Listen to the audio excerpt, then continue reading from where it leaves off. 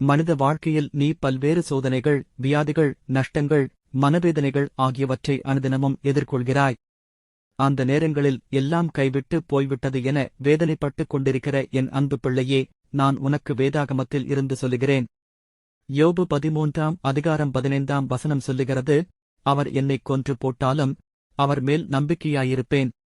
அன்றைக்கு யோபு தனக்குரிய ஆசி, அந்தஸ்து, பிள்ளைகள் என தனக்கு இருந்த எல்லாவற்றையும் இழந்தபோதும் என் மேல் இருந்த நம்பிக்கை அவனுக்கு கொஞ்சமும் குறையவில்லை. நான் அவனைக் கொன்று போட்டாலும் என்னை நம்புவேன் என்று உறுதியாயிருந்தான். யோபுவிற்கு நான் ஒரு திட்டம் வைத்திருந்தது போல உன்னுடைய வாழ்க்கைக்கும் நான் ஒரு திட்டம் வைத்திருக்கிறேன். உனக்கு எவ்வளவு சோதனைகள் வந்தாலும் கர்த்தராகிய நான் உன்னை விட்டுவிடமாட்டேன். இந்த சோதனைகள் எல்லாம் உன்னை அழிப்பதற்காக இல்லை, உன்னை உயர்த்தும் நோக்கத்தோடு இவைகளை நான் உன் வாழ்வில் அனுமதித்திருக்கிறேன்.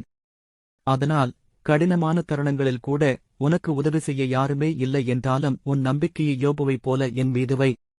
அதுவே உன்னை வெற்றிக்கு நேராக கொண்டு செல்லும் விசுவாசம்.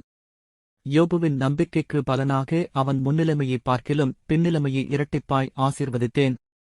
நீயும் என்னை நம்பினால் உன் வாழ்க்கையில் நிச்சயமாக மாற்றங்களும் உயர்வுகளும் வரும் என்று நான் உனக்கு வாக்கு கொடுக்கிறேன்.